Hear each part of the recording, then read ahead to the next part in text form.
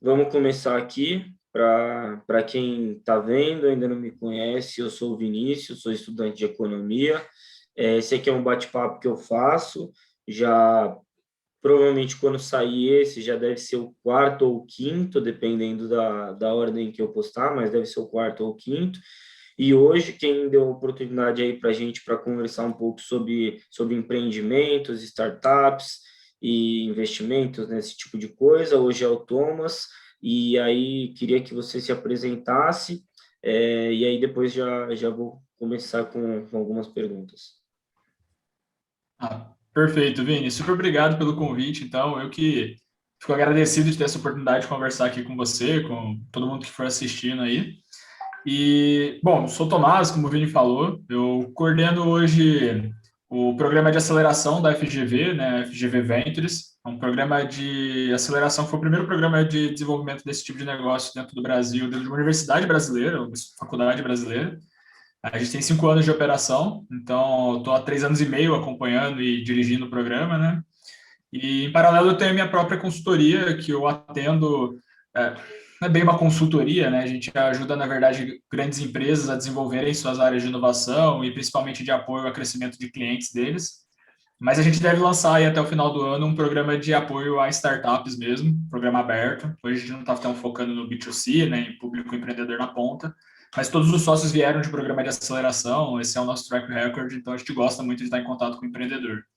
Essa tem sido minha jornada aí desde 2015, né? Na época da faculdade eu tentei empreender também, o meu negócio não foi para frente, mas descobri que o que eu gosto de fazer é ajudar empreendedores. Na época da faculdade, você chegou a tentar algum negócio pela... É que eu não sei se tinha empresa júnior, se você tentou por fora, como é que foi? Só para eu ter uma Boa. noção. Não, legal. Eu fiz a faculdade na USP de Ribeirão Preto. Nossa, eu comecei em 2011, na verdade, na Unicamp, eu fiz física, mas acabei largando. Lá eu trabalhei com empresa júnior, né? Eu fui presidente da Conta Júnior, que é a empresa júnior de física. E foi onde eu descobri que eu gostava de negócios, na verdade.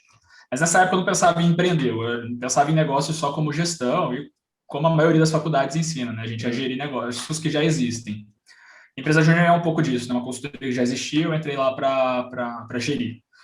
E, e aí, quando eu resolvi mudar de curso e largar, aí eu escolhi deixa eu colocar a bateria para carregar aqui só.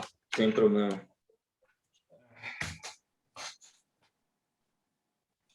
Pronto. É, então, eu escolhi a USP de Ribeirão Preto. Eu já estava no interior, na verdade, né? Acabei preferindo o Ribeirão em vez da FEA São Paulo e tudo mais. Mas eu quis FEA, quis USP, porque tinha os 3 cursos, administração, economia e contabilidade. Eu peguei um curso que chama Economia Empresarial e Controladoria, que só tinha lá em Ribeirão. É integral, economia e contabilidade junto. Peguei todas as minhas optativas em administração. E lá tinha empresa júnior também, eu retomei um pouco atividades com a empresa júnior. Lá tem um núcleo de empreendedorismo lá também, que acho que, se não me engano, é o mais antigo do Brasil. Eles existem desde 90 e poucos. E lá eu tentei empreender. Não foi dentro de um. Não foi junto com alguma estrutura existente. Eu tentei criar 2 negócios ao mesmo tempo, em 2015. Eu tinha desenvolvido uma pesquisa sobre modelo de gestão. E ela ganhou alguns prêmios, foi a melhor pesquisa de iniciação científica na época lá na FED, de Ribeirão e tudo mais. E era muito como estruturar um modelo de gestão de uma pequena empresa, de uma média empresa, baseado no que eu tinha visto de empresa júnior. Fiquei 5 anos trabalhando em empresa júnior. E aí eu usei esse modelo para criar uma consultoria para pequena e média empresa. E aí, em paralelo a isso, eu estava começando a estudar processo, trabalhava num grupo de pesquisa em processos lá em Ribeirão, processos em startup. A professora que orientava o grupo na época estava começando a olhar mais para startup, a gente queria descobrir um pouco disso. E eu achei animal, a gente já estava dentro de escola de negócio, a gente acaba falando sobre essas coisas de inovação, apesar de que o meu curso era mais economia e contabilidade. E falei, pô, preciso abrir um negócio desse, assim. E aí eu comecei a desenvolver uma edtech com um parceiro lá, uma pessoa da minha sala, que hoje o Gabriel, por sinal, é meu sócio de novo agora na Cápsula, né, que é a nossa consultoria. E tentei abrir essa startup também. Aí lá a gente acabou indo para um programa de pré-aceleração de uma empresa de São Paulo, junto com o Supera, que é a incubadora lá de Ribeirão Preto. Com a outra consultoria, a gente começou a ter algum pé de impacto social. A gente até chegou a participar também de um programa de pré-aceleração da Artemisia, que é o Choice Up. Não sei se existe ainda. Os 2 negócios até conceitualmente estavam avançando, mas é impossível de você criar dois negócios fazendo um curso integral de dupla titulação, é, fazendo Não dá para pesquisa. conciliar, né? Assim, é bonito contar a história, mas na prática eu não fiz nada. Assim, a gente Sim. não gerou muito impacto para o mundo, não resolveu o problema de ninguém. Então a gente só brincava de empreender, que eu falo hoje que a coisa não avançou muito. Às vezes valeu pela experiência, né? Não, total. Sim, Depois disso, eu só fiquei em empreendedorismo. Só sim. trabalhei com empreendedorismo depois disso. Sim. Eu fiz aqui, tô aqui no meu, tenho algumas perguntas para te fazer, e tinha uma que eu Uhum. até tinha mais para o final, mas como a gente acabou abordando esse assunto, acho que vai ser legal perguntar agora. Eu tô no, para quem não sabe, eu estudo no IBMEC, em São Paulo, e eu tô no primeiro semestre, e agora já de cara eu entrei no Hubs do IBMEC, né? Só que, para quem não sabe, é como se fosse Ah, uma aceleradora de startup, desenvolvedora ali, enfim.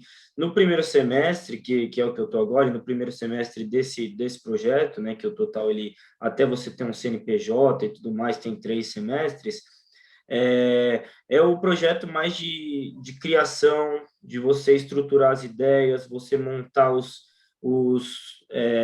calendários, os orçamentos, deixar um negócio redondinho para começar a apresentar ele, enfim. E para mim, assim, eu acredito que está sendo uma baita experiência. É aquela coisa, mesmo que eventualmente não dê certo, o meu projeto de startup é uma baita experiência para mim. Eu tô adquirindo um monte de conhecimento prático, esse contato com uma espécie de trabalho, para mim, que estou no primeiro semestre, é fundamental. E aí eu queria te fazer uma pergunta. uhum. Na sua visão, qual que é o impacto desses programas de hubs e tudo mais que tem na GV, tem no INSPER, agora tem no IBMEC, tem na FEA? Qual que você acha que é o impacto disso para os alunos, para a universidade e até pensando em uma escala um pouco maior, para a cidade, para o país, para esses jovens que estão chegando e estão trazendo inovação? Nossa, excelente, bocado complexo, mas excelente ponto. Assim, ó, sendo muito direto, eu acho que é fundamental esses hubs surgirem, esses programas, cada um tem um nome, né? Tem gente que cria incubadora, tem gente que cria um espaço que chama de hub, coworking, aceleradora de fato. A gente na GV se posiciona como aceleradora. Mas eles são fundamentais, na minha visão, antes mesmo de entender se eles têm um impacto real no desenvolvimento de novos negócios, eu acho que eles são fundamentais para abrir a possibilidade na cabeça da pessoa que está sendo formada, do aluno, de que existe esse caminho, que esse caminho é uma opção. Não faz tanto tempo que eu saí da faculdade, mas em 2015, que a gente comentou aqui, eu não tinha estruturas de apoio desse tipo. Eu não sabia, a gente, sei lá, eu peguei uma eletiva de plano de negócio, com um modelo bem tradicional daquele antigo, e não tinha uma estrutura de apoio, não tinha muitos pares para conversar, meus colegas, mesmo o pessoal da administração, eu conversava bastante. Não tinha ninguém empreendendo, de fato. Uma realidade que eu vejo muito diferente hoje, óbvio. Agora que eu estou em São Paulo, na FGV, eu acho que são escolas com propostas diferentes e são ambientes diferentes. O ecossistema de São Paulo é muito mais aquecido, né, em termos de empreendedorismo. Mas a gente vê já hoje, que nem no seu caso, pessoas que estão no primeiro semestre da faculdade já super interessadas. E elas veem que são caminhos possíveis, elas entram nesses hubs, nesses espaços, e veem pares que às vezes estão no sexto semestre, que estão terminando a faculdade, com startups às vezes de sucesso, que já captaram uma, duas rodadas de investimento. Isso mostra a possibilidade, acho que para mim o primeiro ponto é esse, que é possível, é viável de você empreender e desenvolver o próprio negócio. Você não precisa ficar 50 anos no mercado para depois criar um X. Até porque quem sabe os problemas que aquela faixa de idade, aquele perfil de mercado está passando, é quem tem aquela faixa de idade, aquele perfil de mercado. Então a gente vai ver soluções hoje no Brasil que estão crescendo para caramba, que o founder é super novo, principalmente solução B2C, que está na faculdade ou que acabou de sair da faculdade. Por quê? Porque essa pessoa sentiu a dor, entendeu que tinha que se resolver aquilo, não achou uma solução no mercado, foi lá e criou. Mas se a gente não vê isso como possibilidade e a gente fica com aquele pensamento antigo na cabeça, ninguém vai. O trade-off é muito grande, né? Se a gente entende que é mais seguro, sei lá, fazer um estágio num BI, sei lá, em uma empresa tradicional, uma consultoria, antes de empreender, né? depois o trade-off vai ficar maior ainda, né? Se estiver tirando um salário grande, você não vai querer largar. É verdade. Então, acho que... E tem muita gente que passa por isso, né? Eu acho que esse sempre vai ser o trade-off do empreendedor. Mas o primeiro ponto para mim é mostrar que é viável, que existe esse caminho, que a instituição apoia e que os alunos vão estar suportados se eles escolherem esse caminho, que eles não vão estar desamparados.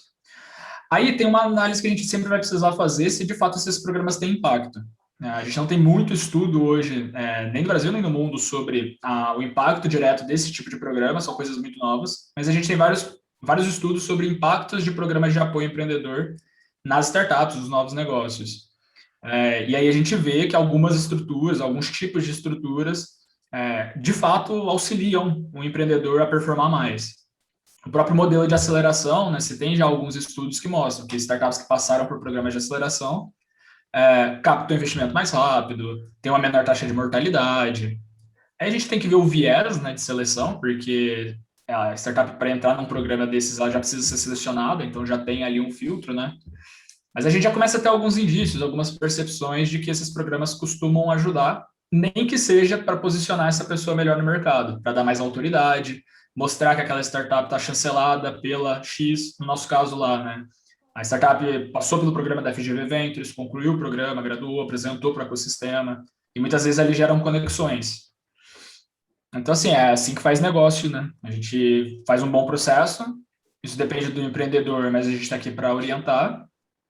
Quanto mais empreendedores conscientes passando por um bom processo e tendo boas conexões, mais negócios no mercado, captando e crescendo, mais negócios no mercado, mais soluções resolvendo problemas do mundo, mais soluções sendo resolvidas, a gente tem uma situação, um mundo melhor, né? Uma cidade melhor, um país melhor. Essa é uma visão talvez um pouco, não sei se utópica, mas assim, bonita da coisa, mas particularmente é o que me motiva, né? Eu gosto de trabalhar no lado de cá, ajudando o empreendedor, porque eu entendo que cada um que eu ajudo está ajudando com a nova solução que ele está criando para o mercado outras pessoas. E assim eu entendo que eu consigo, de alguma forma, mudar o mundo. Mas, enfim, brisas pessoais. Mas eu achei até interessante isso que você falou, porque é aquela coisa, né? No final das contas, para você ganhar dinheiro empreendendo, você tem que estar resolvendo o problema de alguém para essa pessoa te pagar por isso. Não, não tem outra, é isso.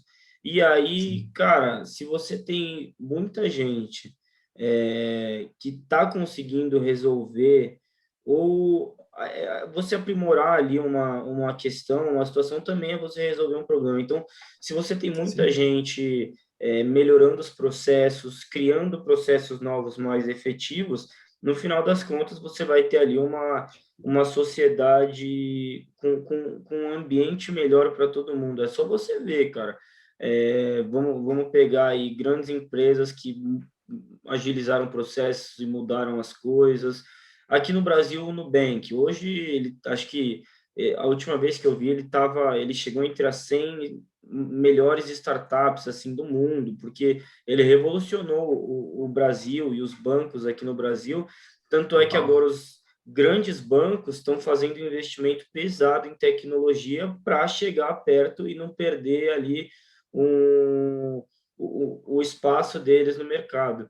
Então, cara, eu acho muito louco isso. Aqui no Brasil a gente tem vários exemplos de empresas que chegaram e mudaram. E aí, se você quiser comentar um pouco disso, fica à vontade, mas eu já queria te alinhar outra pergunta.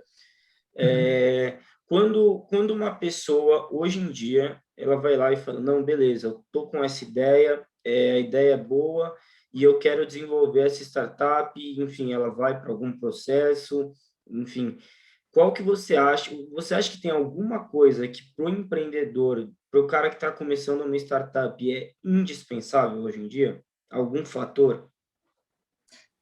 Você diz tipo, uma característica, alguma qualidade? Pode ser Uhum. uma característica, uma qualidade. Tá. Sobre o tópico anterior, cara, concordo 100%. Eu acho que é assim que negócios só funcionam quando eles resolvem um problema real. E esse é um dos conceitos até para você começar um negócio, né? Chama descoberta do problema. Você tem que entender qual que é o perfil de público hoje que tem uma dor muito forte, que não está sendo sanada, está tentando fazer alguma coisa e não está conseguindo, e aí você cria uma solução para essa dor. Esse formato de desenvolvimento de um negócio, que quem trouxe isso lá em 2004 foi o Steve Blank, que é um empreendedor serial, professor americano, bem conhecido no mundo de empreendedorismo, ele é um formato um pouco inverso da nossa lógica de planejamento, né? Normalmente a gente tenta imaginar um produto final, uma empresa final, buscar tudo que a gente precisa fazer para chegar lá. E aí, normalmente, na startup, quando a gente está criando algo novo, a gente faz ao contrário, né? A gente fala, tá, não sei o que vai ser minha solução, mas se existe um problema real, eu vou me apaixonar pelo problema, eu vou resolver o problema dessa pessoa. E aí eu encaixo isso no modelo de negócio que dá para crescer. Então, eu concordo 100%. Acho que as startups, os novos negócios, todos os negócios, eles cada vez mais, né, só existem para resolver problemas. E prolonguei e esqueci a outra pergunta, perdão. A outra pergunta era sobre alguma qualidade, alguma característica. Verdade. Cara, e assim, óbvio, uma startup ela é fundada por um time, então, e com certeza uma pessoa sozinha não vai conseguir ter todas as competências necessárias para executar um novo negócio, ainda mais um novo negócio de base de inovação, de tecnologia.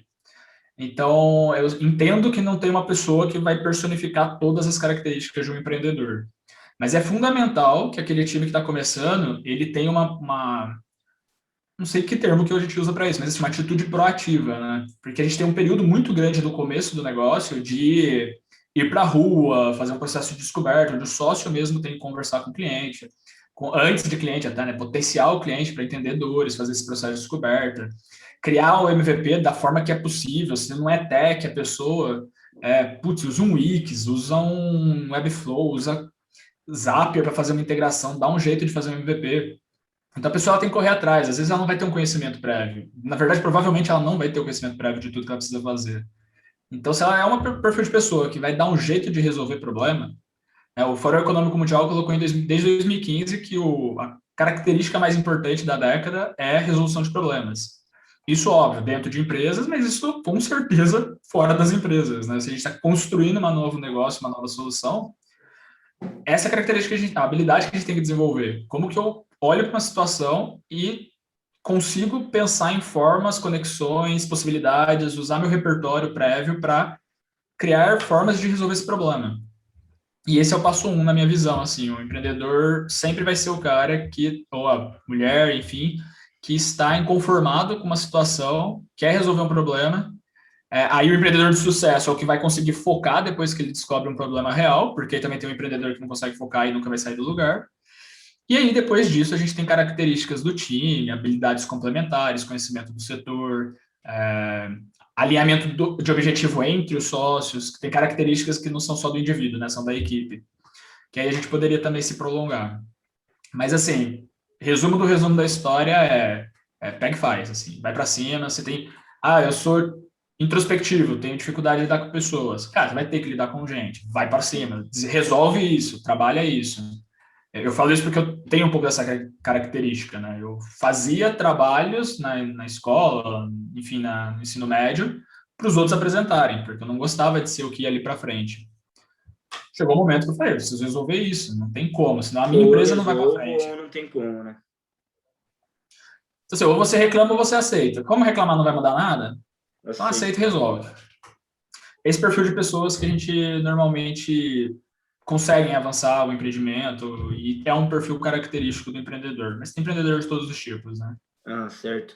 Agora eu queria ir para um papo um pouco talvez mais técnico sobre startups em si. A startup, até ela chegar ali nas rodadas de investimento, até uma coisa que eu quero comentar com você depois, ela passa por vários processos, né? Desde a parte que você está idealizando a ideia até a parte que, enfim, você vai fazendo acontecer e tudo mais. E você vendo esse processo acontecer, qual você acha que é a etapa que mais impede que as startups prossigam? Qual que você acha que é a etapa mais difícil, a que mais deixa a gente para trás, assim? E como que superam isso, né, talvez? Boa. Pensando num topo de funil, né, várias pessoas querendo empreender, eu acho que a que mais engargala é logo ali no começo. Eu entendo que o early stage de uma startup, antes dela estar pronta para crescer, tem pelo menos 3 grandes blocos, né? Você tem o momento inicial, você está fazendo uma descoberta de qual que é o cliente que você vai atender, que ele está tentando fazer, qual que é o problema dele, qual que é a solução adequada para resolver esse problema. Essa etapa, ela tem um final um pouco mais tangível e mensurável que chama Problem Solution Fit, que é o fit é entre a solução adequada para o problema que foi encontrado. Esse, para mim, é o primeiro gargalo e que já um monte de gente fica. Porque as pessoas não conseguem identificar qual que é o segmento de mercado que faz sentido atacar. Não dá pra você criar um produto que resolve o problema de todo mundo. Porque ele vai resolver um pouquinho de cada um e você nunca vai tracionar aquele produto. Então é mais fácil você começar nichado, ter um perfil de público-alvo coerente, resolver aquele problema muito bem resolvido. E ter esse PSF, né, que é o Problem Solution Fit. Isso aqui, cara, você pega early stage, as startups estão todas patinando nisso, a maioria. Resolveu isso, aí depois fica um pouco mais pragmático o processo, né? Porque aí se você tem um produto que resolve um problema real, aí você vai testar modelo de negócio, né? Modelo de receita, estratégias de aquisição. Depois aí, que é o segundo bloco na minha visão. Vários testes feitos, você vai fazer um go-to-market para trazer mais clientes, provar unit economics, né? As métricas financeiras para mostrar que aquele negócio pode escalar. Aí você tem o Product Market Fit, que é o fit do produto, modelo de negócio encapsulado ali num business que para de pé. E você está pronto para crescer. Aí você deixa de ser early stage, você vai crescer. Então, assim, para mim, esse é o primeiro gargalo. E esse normalmente é o primeiro gargalo. Então, tem essas 3 etapas. E esse primeiro gargalo, para mim, ele já mata uma galera aí nesse momento inicial. Porque a galera está tentando vender qualquer coisa para qualquer um. Está tentando enfiar alguma coisa no mercado porque tirou da cabeça. E é um viés natural nosso. Eu espero que, conforme mais instituições tenham programas, tenham matérias, disciplinas, trilhas empreendedoras na grade, a gente consiga passar para os nossos alunos e passar para as pessoas em geral o que é um bom processo de desenvolvimento de um novo negócio, que é totalmente diferente de um processo de estruturação de uma empresa já existente. E aí talvez esse gargalo inicial reduza. Mas o que acontece antes disso, é difícil você ter uma captação de investimento, porque o risco é gigantesco. E aí, além das pessoas não conseguirem provar, conseguirem, na verdade, nem descobrir, né, nem provar, mas descobrir qual que é o produto adequado para aquele perfil de cliente, mesmo que seja um MVP ainda, um teste, se você não consegue nem fazer isso, dificilmente você vai ter alguma coisa para falar para alguém, para essa pessoa apostar em você, comprar o risco junto com você. E aí, alguma hora acaba o dinheiro. Você não vai conseguir ficar 2, 3 anos dando voltas e voltas, né? E a startup não saindo do lugar. Então, esse gargalo normalmente é um gargalo de processo, que as pessoas não têm o foco necessário, não conseguem desenvolver da forma adequada para chegar num produto adequado que resolve um problema real. Antes disso, ninguém investe porque o risco é muito grande, acaba o caixa, aí a pessoa encerra a startup e vai fazer outra coisa, vai trabalhar para alguém. É que também talvez, tem esse ponto que você falou, mas acho que é muito difícil você identificar um problema, né?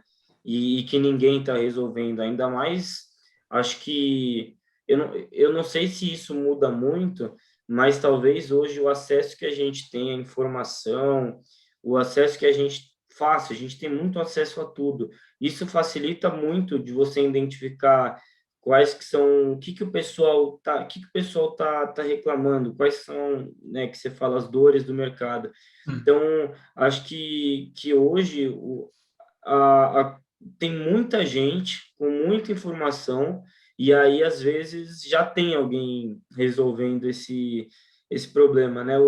Lá no Hubs do IBMEC, a gente tem ali as empresas os projetos de startup que começaram junto comigo agora no primeiro semestre, e isso foi uma coisa que, cara, eu fiquei até surpreendido, todo mundo acho que tá conseguindo desenvolver bons projetos. Você conhece o Edson?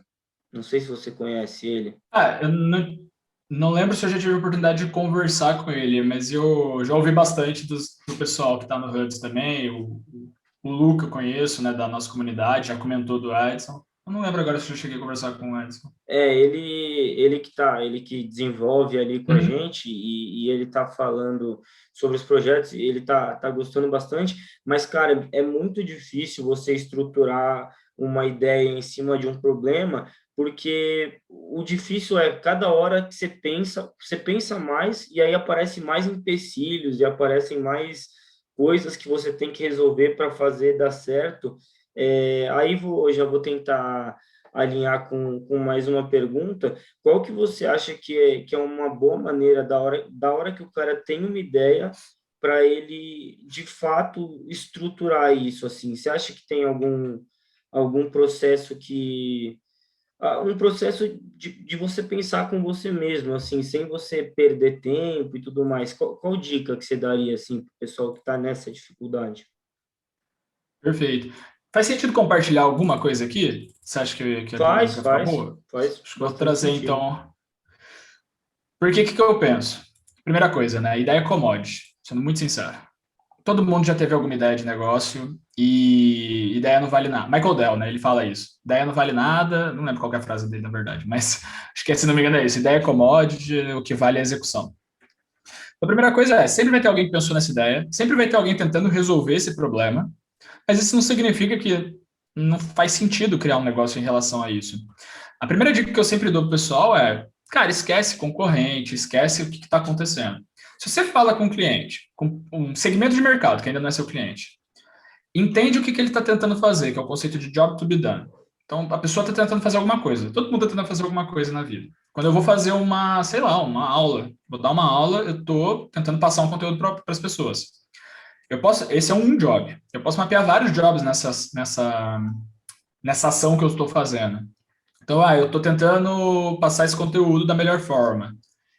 E aí, como é que é essa jornada minha de dar uma aula e passar o conteúdo? Estou pensando numa aula presencial, por exemplo. Eu, né, monto o slide, eu apresento o conteúdo, quando eu estou apresentando, eu, né, tenho que passar o slide, e aí eu vou até o computador e clico no botão da setinha para passar o slide. Beleza, eu estou cumprindo o meu job. O computador está me ajudando a cumprir o meu job, os slides estão ajudando a cumprir o meu job.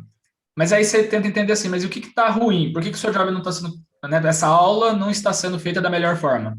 Pô, porque é um saco toda hora ter que ir lá no computador e clicar no botão. Quebra minha linha de pensamento. Aí, o que você pensa como empreendedor? Você fala, pô, se eu estou conversando com um monte de gente, um monte de gente está reclamando disso, Vou quer dizer que resolver. não tá sendo resolvido. Tem solução no mercado? Tem um monte de solução. Mas não está sendo resolvido. Pelo menos tem um público, um tipo de nicho aqui que eu estou conversando e a galera está reclamando e não está conseguindo resolver. E aí eu posso pensar, essa solução, no caso, estou tentando imaginar a cabeça de quem criou o Pointer, por exemplo. E a Uhum. pessoa foi lá e falou, bom, como que eu posso fazer a pessoa passar o slide sem ter que ir até o computador? Sim. Pô, aí você cria um Pointer. Então, assim, é menos uma questão de... Eu sei, todo empreendedor começa com uma ideia de negócio, mas a gente tem que aceitar que a ideia vai mudar, aquilo ali provavelmente não vai ser a solução final, e a gente tem que inverter a lógica, falar assim, tá, eu aceito que isso aqui vai me dar um norte. Provavelmente Uhum. quem que vai usar essa minha ideia? É um público, professores, nesse caso que eu falei, ou palestrantes, ou áreas de treinamento de empresa. Qual que é o nicho que faz sentido atender primeiro? São professores universitários. Então tá. Então, não vou tentar empurrar essa solução para eles. Eu vou lá descobrir o que eles estão tentando fazer, como que eles estão fazendo, o que está ruim no processo. E aí eu penso na solução adequada. E eu ainda nem sei se essa solução vai encaixar no modelo de negócio viável. Porque eu preciso resolver primeiro se eu consigo resolver primeiro o problema. Preciso Uhum. descobrir isso primeiro. Aí, se o problema está sendo resolvido, faz sentido eu refletir modelo de negócio, né? Modelo de aquisição, preço. Mas para que eu vou refletir essas questões aqui na frente? Eu ainda nem sei que problema que eu estou resolvendo para o mundo. Eu acho que essa é a dificuldade dos empreendedores, que eles querem formatar a ideia inteira antes de executar. Que foi o que eu passei em 2015, né? Eu fiquei o ano inteiro Uhum. criando um plano de negócio, formatando tudo, antes de executar. E aí, na primeira pessoa que eu fui, era o Meditech, então, os primeiros coordenadores de curso, os primeiros alunos de terceiro colegial que eu fui conversar, jogamos por terra um monte de coisa. A Uhum. gente falou, beleza, pegamos um ano aqui, enfiamos aqui na gaveta e Descartou. vamos fazer. Então, assim, aí eu vou mostrar aqui Show. rapidinho, mas o que eu entendo, então, que é um bom processo mental. Opa, o compartilhamento está desativado. É, cara, sabe onde que... Deixa eu ver. Peraí. Aí, ó. Acho que agora pode. Não sei. Foi, agora foi. Tá. Aqui, ó. Bom, você me confirma aí se estiver aparecendo. Aí, tá aparecendo. Bacana. Ó, então, assim, qual que é a minha visão? Eu entendo que ali no começo, não dá para resolver o problema de todo mundo, preciso segmentar meu mercado. conversar com os clientes, trabalho qualitativo. Eu sei que tem muita informação e muitos dos empreendedores eles querem fazer assim, vou fazer um formulário e disparar, quanto mais gente responder, melhor. E a gente que vende economia tem uma mania muito grande de querer fazer essas coisas assim, estatisticamente relevantes. Sim. Mas não é, aqui a gente está querendo descobrir coisa. Então, o quantitativo, ele prova variável, ele comprova, né? Você tem variável, você já tem uma hipótese, você comprova alguma coisa. Mas aqui a gente está descobrindo, a gente está construindo conhecimento. Então, são trabalhos qualitativos que descobrem conhecimento, mesmo na academia, né, na pesquisa. Então, aqui a gente está falando de entrevista qualitativa, aberta, tentando entender o que a pessoa está fazendo, como que ela está fazendo, quais são os problemas que existem na jornada dela hoje. E não assim, você aceitaria o meu negócio, você gostaria dessa ideia. As pessoas não têm noção do que elas gostariam. Você precisa descobrir os problemas. E aí você vai construir uma ideia de negócio, uma ideia, de, na verdade, de produto, né? E vai testar da forma mais rápida possível. Então a gente vê que isso aqui são tudo ações, né? A gente não está brincando com planilha ou com papel. A ideia é assim, eu tenho uma ideia. Isso me dá um norte. Mas provavelmente isso aqui não vai acontecer, porque é uma ideia da minha cabeça. Então, o que eu preciso fazer para começar? Cara, define ali um nicho para começar a conversar, conversa, se tem um problema real, se não está conseguindo resolver hoje, como é que eu posso solucionar? O produto está resolvendo? Está ajudando? Tá, legal. O que eu posso fazer para começar a melhorar esse produto, que é essa linha aqui de cima? E o que eu posso fazer para começar a testar se isso aqui é financeiramente viável? E vamos testando, e vamos mudando, vamos testando outro modelo de receita. Não é viável, então muda. Não sei se é viável ainda, mas assim, o modelo de receita a galera está comprando. Então, vamos testar a estratégia para adquirir mais cliente. Não tem como saber previamente o que vai dar certo em cada um desses blocos. Mas só faz sentido avançar para o bloco seguinte se eu já tiver o anterior, porque senão tô tendo redundância de trabalho, né? Estou planejando uma coisa que eu não sei se vai acontecer. Esse aqui é um resumão assim que a gente tem. Aí a gente tem um modelo mais aprofundado, um monte de coisa. Cada bloco desse a gente tem material, mas essa é na minha visão, mais importante para o empreendedor do que planejar o negócio é planejar o processo pelo qual ele vai descobrir qual que é o negócio. Uhum. Cara, uma frase boa para postar depois. Sim. Esses processos que você passou aí, a gente tem uma planilha lá no Excel, né? Uma planilha cheia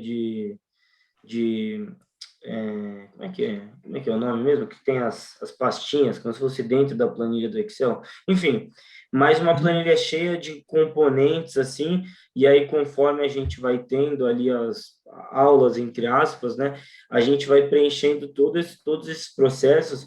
E uma coisa que você falou que é interessante e que até me remete bastante ao processo que eu estou passando se você não definir o bloco anterior, não tem como você avançar. Cara, é impressionante. Eu defini um negócio ali, sei lá, eu defini quais são os agentes, e, enfim, no que eles estão envolvidos. Se eu não tiver muito bem definido quem são eles, daqui a pouco isso vai dar problema, entendeu? Daqui a pouco vai dar. Eu vou estar estruturando alguma outra ideia, algum outro processo, e aí eu vou falar, puta, mas tem alguma coisa que não está encaixando aqui, assim. Então, é aquela coisa, né? Eu acho que o processo que eu estou passando, ele é muito legal também por isso, que me dá essa bagagem, essa experiência que, às vezes, eu nem teria em empresa, porque é uma empresa um negócio que você está desenvolvendo a sua startup, o seu negócio. Cara, eu queria te fazer uma pergunta. Eu não consigo mensurar assim o quão recente é essa ideia de startups aqui no Brasil, porque é uma coisa que, cara, eu tô tendo mais contato agora, assim, não tô faz tempo no mercado, assim, nem tô no mercado direito ainda, né? Mas você acha que está crescendo muito esse negócio no Brasil, e você acha que os investidores, no geral, eles olham isso com bons olhos, assim, por exemplo, um fundo de venture capital, por exemplo, você acha que esse tipo de negócio está crescendo bastante no Brasil? Sim, com certeza. Acho que a gente tem cada vez mais. O indicador são sempre as questões populares, né? Sei lá, você pega um jornal muito geral, assim, não específicos, né? Não jornais de economia ou não jornais de startup, a gente já tem algumas revistas, mas enfim.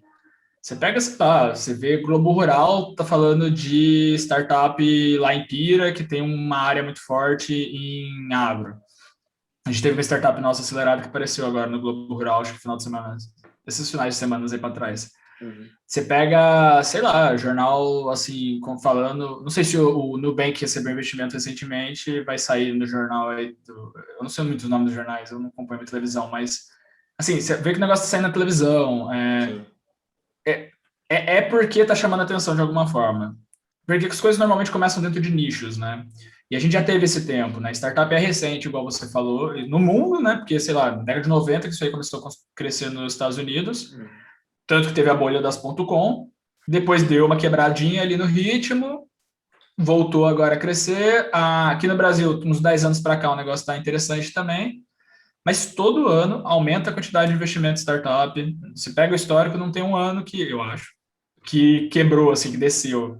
Sim. Todo ano tem mais investimento feito em startup, percentualmente mais investimento do total do PIB brasileiro. A gente ainda está longe dos ecossistemas americanos, em Inglaterra, esses ecossistemas mais aquecidos, que, sei lá, 2,5% do PIB é investido em startup. Que é bastante coisa, né? Se for olhar o PIB dos Estados Unidos. Ainda por cima é isso, né? Sim. Verdade. Você pega no Brasil, eu não sei exatamente o valor agora, mas estava na casa dos 0,6. Então, assim, a gente ainda tem um espaço grande de crescimento, mas esse valor já é muito mais significativo do que há poucos anos atrás. A gente já está batendo aí quase 100 fundos de 100 empresas de venture capital no Brasil. A gente nem consegue pensar em todas elas. Óbvio, tem as maiores, as mais famosas. A gente já tem aí mais ou menos 100 empresas de venture capital fazendo aporte no Brasil. A gente tem os grupos de investimento hoje crescendo bastante. Então, eu vejo isso assim como não como uma nem tendência nem moda, assim, é um fato, Uma existe, já é um realidade, né? negócio consolidado, é um negócio consolidado e que vai crescer, porque o modelo de negócio ele propicia, é um modelo de negócio baseado em tecnologia, óbvio, a gente tem hard tech, a gente tem vários tipos de startups que têm produto junto, mas em geral o conceito ele surgiu e foi viabilizado por conta de, sim, internet e computador, o básico do básico. E cada vez mais a gente está usando internet, computador, celular para tudo.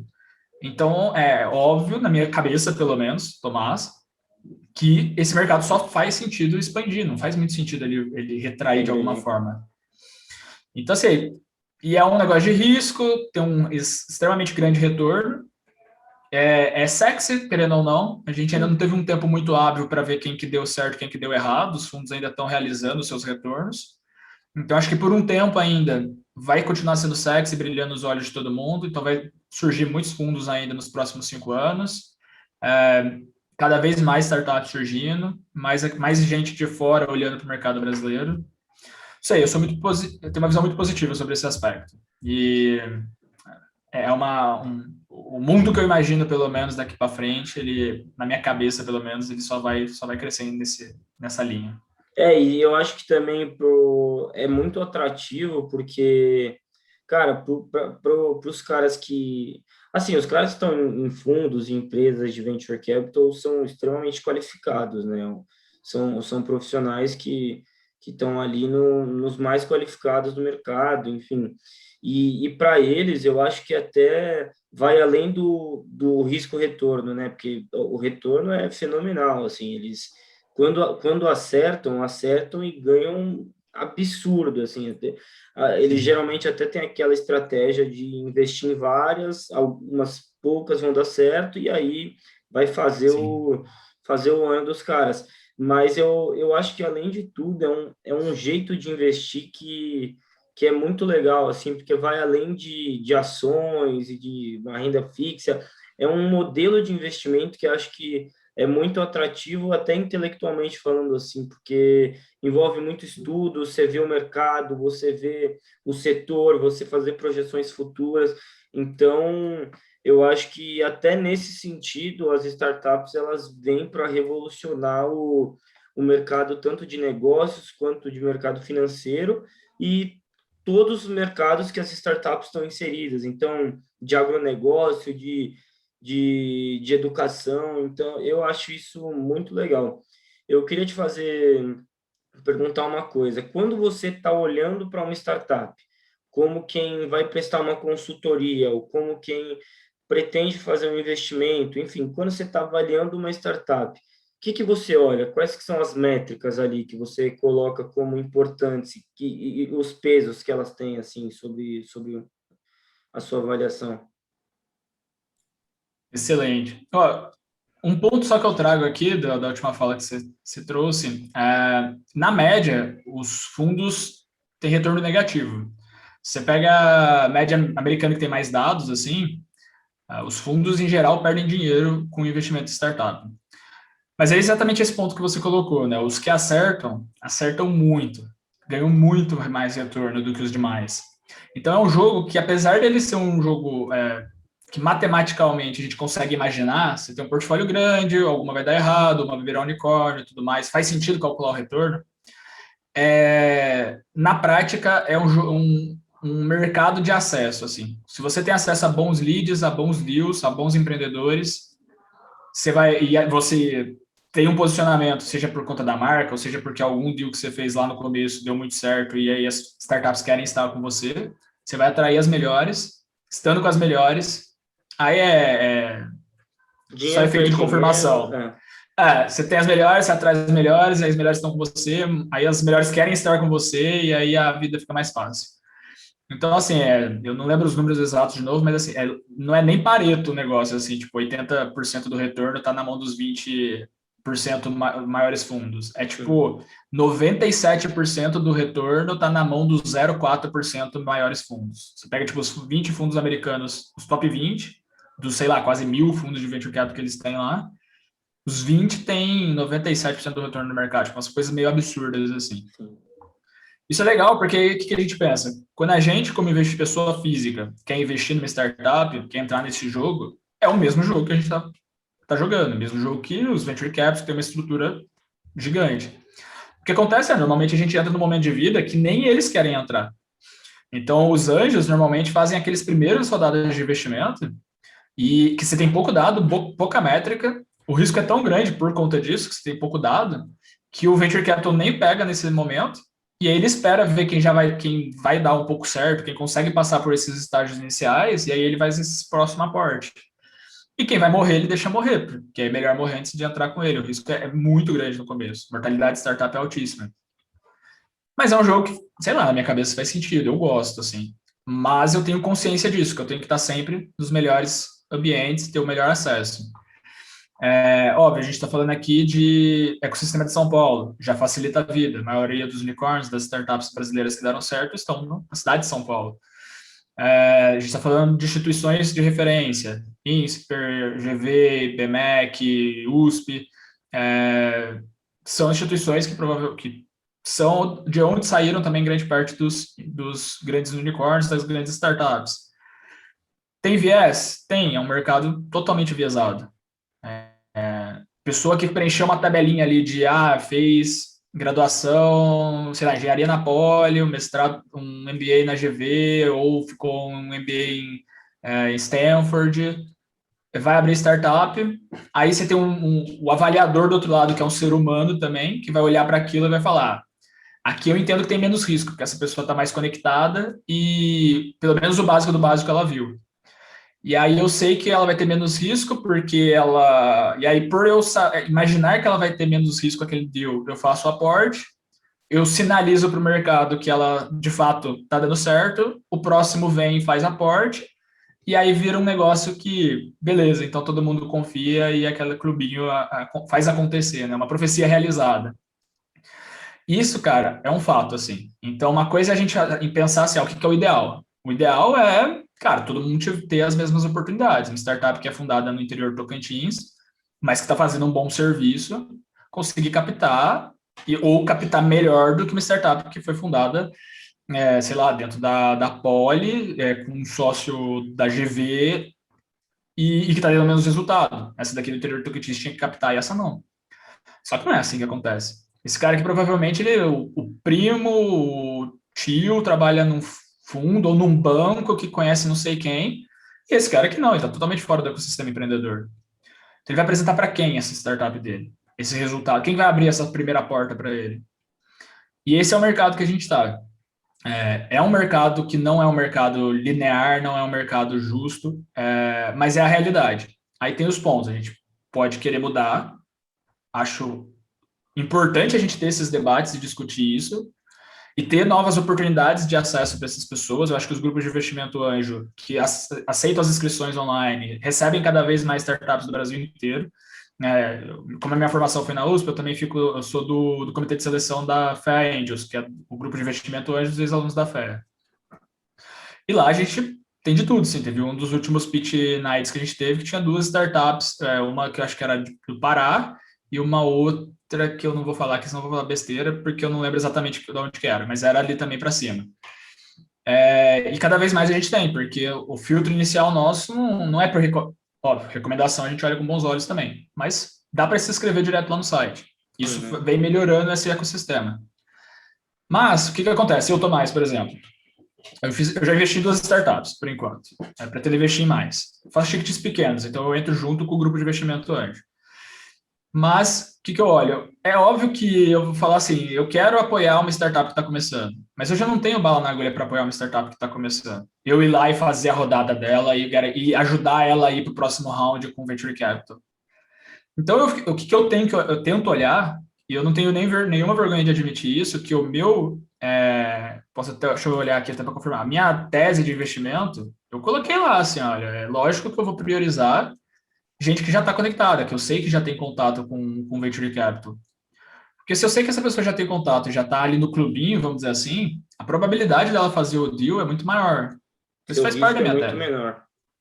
Meu risco é menor. Não, e nessa hora você também tem que olhar o que você tem para investir, o quanto que isso vale para você, e aí você mensura qual que é o risco que você pode tomar, né? Também é um investimento. Exato. Então, assim, tem as premissas que eu entendo que são importantes. Então, eu quero ver, sim, métrica. Só que muitas vezes na startup, no pré-seed, nas primeiras rodadas, ela não tem muita métrica ainda. Mas o que eu olho, né? Para mim, o importante é o LTV por CAC. Às vezes ele não vai estar bem feito.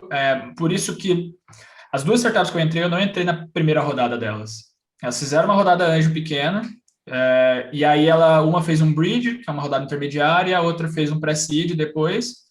E eu entrei nessas rodadas, porque ela já tinha um pouco mais de dados. Então, eu consegui ver um LTV, consegui ver um CAC, que é o lucro ao longo do tempo de vida do cliente e o custo para adquirir esse cliente. Essa equação ela ajuda a te mostrar o potencial de escala que essa startup tem, o quanto que ela de fato validou aquele modelo de negócio. Nenhuma das 2 estavam perfeitos o LTV por CAC, mas dava para ter um cheiro, entender como é que estava o comportamento de aquisição de clientes, de máquina de crescimento, mesmo que a máquina ainda não estivesse de fato crescendo muito.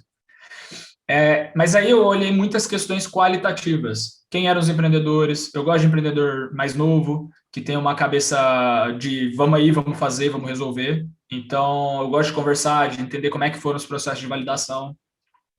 A última que eu investi, eu já acompanhava ela, já tinha 2 anos, porque foi uma startup que a gente acelerou lá na G-Ventures. Então, eu confiava nos sócios, eu via eles passando por um monte de coisa.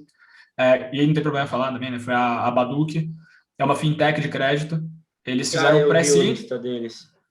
Eu vi o Exato. Deles. Os meninos são super novos, mas assim, estão super conscientes do processo, conhecem como é que funciona, estão conversando com fundos desde o começo do negócio, conseguiram mostrar LTV por CAC, conseguiram mostrar os resultados. Tá excelente, perfeito? Não tá, ninguém vai estar nessa etapa de negócio. Mas eu tenho uma proximidade, eu consigo falar com eles, então eu tenho um pouco desse... Se estiver mais próximo, preferencialmente São Paulo, eu vou gostar, porque eu entendo que eu vou conseguir trocar uma ideia, apesar de que agora no virtual fica mais fácil. Então, tem uma questão muito do indivíduo que está ali por trás, do time que está ali por trás, que é mais qualitativo. E a gente consegue olhar essas características, né? O time é complementar, tem gente de tech junto, não está terceirizando. E, para mim, isso traz um entendimento que eu estou mitigando o risco. E aí, no final do dia, esse é o jogo, né? O investidor... seja o pessoa física ou seja pessoa jurídica, ele é um indivíduo que está tomando uma decisão de risco e ele precisa se agarrar em alguma proxy de redução de risco. Então, tudo que ele puder agarrar, ele vai se agarrar. Porque é um jogo que a maioria vai morrer. Como a gente falou, o portfólio é ali 90% vai morrer. E alguém vai dar certo. Então, todo mundo precisa ser uma oportunidade para dar certo. E aí, esse é o jogo que a galera às vezes não entende, as startups às vezes não entendem. Eles falam, pô, mas olha como é que o produto faz sentido. Tá, faz sentido, mas como é que você mostra que ele está fazendo sentido para o seu cliente de um modo que o investidor entenda que aquilo é um potencial de negócio para crescer e que não tem muito risco, perto dos comparativos, né, que ele está olhando ali todo dia. E aí os empreendedores às vezes não entendem isso, mas, cara, do nosso lado aqui, no final do dia se eu coloco X mil reais aqui ou X mil reais na outra, qual que provavelmente vai me trazer mais retorno? Qual E que aí tal, ou melhor, qual que não vai morrer, tá ligado? No mês que sim. vem. Que retorno eu não É, sei quem vai dar, mas quem não vai morrer, às vezes dá para ver. realmente é muito risco, porque às vezes o cara ele precisa, não estou dizendo que são em todos os casos, mas existem casos que ali a pessoa ela vai precisar desse investimento no até antes de começar ali as rodadas com os caras mais relevantes e tudo mais, para ele começar a escalar o negócio dele, a começar a ter um pouco de retorno para conseguir provar que o negócio dele vale alguma coisa e vai valer para frente. E aí eu fico imaginando qual que é o tamanho do desafio na cabeça de um grupo de investidores anjos que entram bem no começo de falar, não, beleza, eu tenho poucas evidências de que isso realmente vai funcionar e eu tenho que acreditar que isso vai funcionar. Então, deve ser um processo muito louco, assim, você ter que se agarrar em alguma coisa e você tem que ter muita confiança.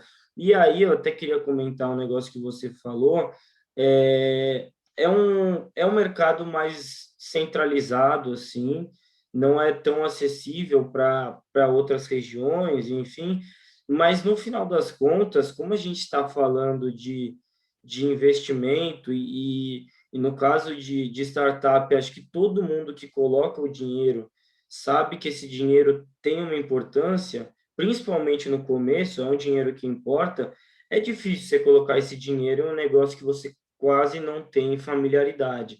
Se vem alguém que está ali no seu ciclo, no seu nicho, que você tem uma familiaridade, a tendência é que você tenha mais segurança. Eu acho que até tem caminhos com o mundo digital e tudo mais para isso, né, dar uma descentralizada, só que nem sei se seria uma tendência forte, porque quando se fala de dinheiro, se fala de confiança também, entendeu? Não é só você acreditar que o negócio é bom. Eu tenho bons olhos com esses equity crowdfundings que a startup capta ali no... a Fluke mesmo, né? Eu investi na Fluke, que é uma telecom. Eu investi junto com o FA Angels, mas ela fez agora uma rodada, que parte da rodada foi pelo CRIA, né? Que é um equity crowdfunding. Então eu tenho bons olhos, eu acho que isso vai crescer muito no futuro, mas eu acho que ainda hoje é o que você falou, é muito relação entre pessoas.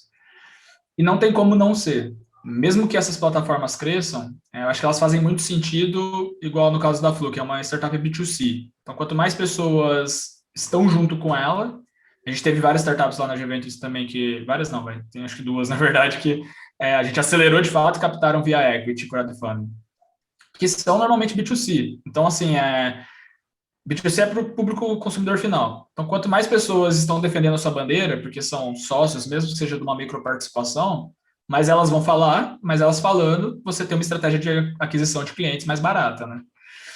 Então, só que nem você falou, é uma relação de pessoas. O risco é grande, sempre vai ter alguma questão do indivíduo, ali uma interface do indivíduo, e não tem como. O indivíduo, ele tem os viés dele e ele tem os medos dele. A gente nunca vai tomar uma decisão 100% racional. E é triste falar isso como economista, mas as pessoas não tomam decisões 100% racionais. Não tem como, na verdade. Tem tanta variável numa possibilidade de uma startup dar certo ou não, que não tem como você tomar uma decisão ou criar um modelo 100% previsível e que vai te falar quem vai dar certo ou quem não vai. Então, no final do dia, a decisão vai ter um pé de emoção de falar assim, olha, eu avaliei tudo isso, então pragmatizar um pouco mais, que eu acho que eu estou devagando. Assim. O que as pessoas fazem, os fundos fazem, os investidores anjos fazem para poder tentar pragmatizar um pouco isso. Antes de avaliar as startups, eles levantam o que eles entendem que são negócios que podem ter grande potencial. E aí cada um cria a sua própria tese. Isso ajuda nos critérios de seleção. Então, tem fundo que só vai investir em startup de negócio de impacto, porque acredita que negócio de impacto, no longo prazo, é o único negócio que vale a pena investir. Tem gente que só vai investir em fintech, porque fintech é um mercado super aquecido, o mercado financeiro no Brasil é super ineficiente. Tem gente que não vai ter uma tese setorial, vai ter uma tese tem alguns critérios. O time precisa ter sócios complementares, então o tech tem que estar dentro, é, tem que ter LTV por CAC, o LTV por CAC tem que estar tanto, só vou trabalhar com B2B, só com SaaS, modelo de negócio por assinatura. E aí coloca um E aí filtro ali. Ele compõe o filtro dele. Aí vem aquele monte de startup. Ele fala assim, isso aqui é legal? Mas assim, é legal por quê? Estou tendo uma emoção aqui ou faz parte de uma tese que eu criei do que eu acredito que faz sentido como negócio crescer daqui para frente? E aí não passa pelo filtro, vai peneirando. Óbvio que chega no final, se tiver muito deal flow, né, muitas startups que entram lá em cima, em algum momento você vai ter que escolher. E aí o que a gente está tentando fazer no Fair Angels é dar notas em cada um desses critérios que compõem a nossa tese. E aí a gente consegue fazer um ranqueamento, levar as melhores startups para um pitch night. Mas sim, melhores com base numa tese, com base em critérios que surgiram de uma tese do que a gente acredita como grupo que faz sentido e que vai ter potencial de crescimento. Se está certo ou está errado, a gente nunca vai saber, né? Então, eu acho que a gente já deve ter dado aí quase 1 hora de bate-papo. Aí, não sei se você quer abordar mais algum assunto. Acho que eu perguntei o que eu tinha para perguntar. Se eu continuar aqui, vai ser mais eu tentando encher linguiça para continuar mais tempo e tudo mais. Eu acho que você tirou tudo que eu tinha de dúvida, assim. Acho que para quem ouviu o bate-papo e não tinha, às vezes, nenhuma noção de como funciona um processo de startup e tudo mais, eu acho que você foi muito esclarecedor, assim, foi muito legal o bate-papo, e queria te agradecer bastante, porque, como eu já disse, para mim é uma oportunidade não só de conhecer pessoas muito que eu acho muito competentes dentro do mercado financeiro, do mercado de negócio, enfim, mas também é uma oportunidade de passar isso para que seja 10, 15 pessoas que agora que eu estou no começo vão assistir. Então, queria te agradecer bastante por isso. E aí, deixo a palavra com você. Pô, imagina, de novo, eu que agradeço o convite, fico feliz então. E, cara, o que eu penso sempre assim, se eu conseguir impactar a vida de uma pessoa e de alguma forma ajudar ela a ser melhor ou resolver algum problema do mundo, cara, tô feliz. Então, vai voar ainda, eu tenho certeza, mas que bom se 10 pessoas assistirem, é animal. Vou ficar feliz demais que ela de ter agregado alguma coisa. Acho que tem duas coisinhas legais de comentar aqui no final, assim, né? Eu acho que de tudo que a gente falou, a gente resume em poucos pontos, né? O começo de uma startup é menos preocupação com melhor modelo, melhor ideia, pronta para crescer e tudo mais. Eu acho que a gente, no early stage, a gente não está no jogo de crescimento ainda, a gente não está no jogo de ideia pronta, de negócio pronto ainda. A gente está no jogo de descobrir qual o melhor negócio para crescer. Então, e esse processo leva tempo, leva que seja 1 ano, 2 anos. Eu acho que se eu tivesse que chutar uma média, eu chutaria uns 2 anos e meio, que normalmente é o perfil de startup que capta um seed invest. Que aí é um momento que você já está indo para comprovou o market fit que pode crescer. Então, acho que assim, o jogo que a gente está jogando no começo de uma startup é um jogo de descoberta, de validação, não é um jogo de crescimento. Isso acho que tira um peso dos empreendedores de entender, na verdade, que ele não precisa ser o mágico que vai descobrir a melhor ideia e amanhã está crescendo 20% ao mês. Mas ele tem que ser o cara chato que vai para a rua e vai validar o que precisa validar para provar que ele pode crescer 20% ao mês. O segundo ponto o jogo está aí, o jogo está dado. Você vai captar investimento se você passar a segurança para o investidor de que você é o cara que vai crescer 20% ao mês, mesmo que você não esteja crescendo agora. Então, o que a gente tem que pensar não adianta ficar reclamando que o negócio é bacana, é interessante e os investidores que não estão vendo. Isso não vai mudar nada. Então, o que eu pensaria na cabeça do investidor? Acho que isso que o empreendedor tem que imaginar. Ele está com medo de investir, por quê? O que ele precisa de ter segurança para poder investir em mim? Ele quer mais dado, quer mais resultado, quer mais métrica, ou não? O pitch não foi bem feito, eu falei com insegurança. E aí eu vou corresponder ao jogo. E acho que talvez um terceiro ponto do outro lado, cada vez mais está está ficando cada vez mais fácil da gente investir nesse tipo de negócio. A gente consegue investir com tickets menores junto com grupos de investimento anjo, plataformas de equity crowdfunding, acho que não lembro se a CRI a partir de R$ 500 dá para investir e tudo mais. E eu, particularmente, acho que é um negócio que faz muito sentido. A gente só tem que lembrar que o jogo está dado. E o jogo, ele é um jogo de poucos ganham, maioria perde. Então, como é que a gente faz para estar olhando as melhores, estar conversando com as melhores? Então, é um jogo de network, é um jogo de se enfiar no meio onde aparecem os melhores. Para as startups, onde aparecem os melhores investidores e vão te ajudar a chegar na próxima rodada. E para os investidores, ou para quem quiser investir, como é que eu me enfio nesse meio para estar junto com os melhores, ao lado dos melhores investidores, olhando para as melhores startups? O pessoal fala assim, como é que eu invisto junto com os grandes, né? Então, se alguém aparece para mim, sei lá, preciso terminar essa rodada e quem já está investindo é X, Y, Z, e eu boto fé nessas pessoas, com certeza eu vou querer estar junto, né? Uhum. Então, acho que são esses 3 pontos, assim, que dá para a gente resumir aqui. E, bom, assim, fico à disposição de você sempre, todo mundo que estiver assistindo.